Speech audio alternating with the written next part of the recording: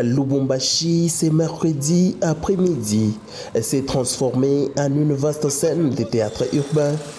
À l'entrée de la ville, le panneau publicitaire dressé en désordre ressemblait à une forêt sauvage où chaque arbre pousse sans règle de mesure.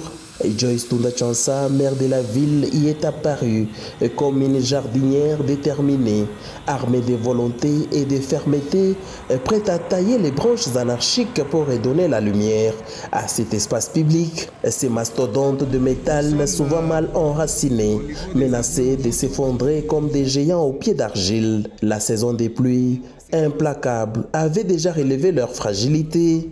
Plusieurs s'étaient écroulés, écrasant des voitures et s'aimant la peur. Face à ces chaos, l'autorité urbaine ne s'est pas contentée d'observer.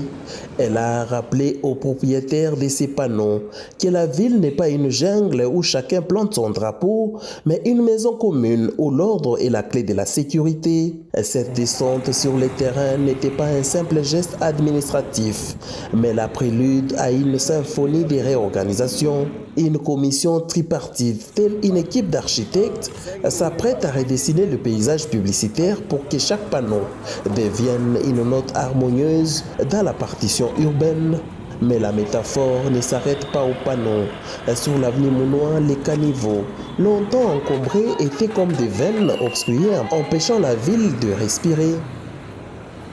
Les cantonniers, tels des chirurgiens, curent ces artères avec patience et rigueur.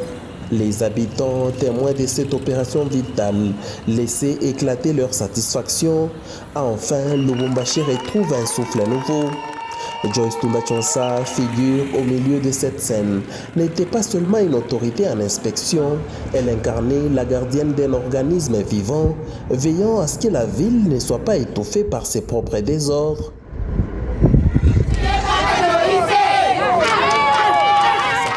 Ses encouragements, c'était comme une promesse, celle d'une ville qui refuse de se laisser engloutir par la négligence et qui choisit de renaître pierre après pierre, panneau après panneau, caniveau après caniveau. Lubumbashi n'est pas une ville en chantier, elle est une entité en renaissance où chaque geste d'assainissement devient une métaphore de résilience et d'espérance.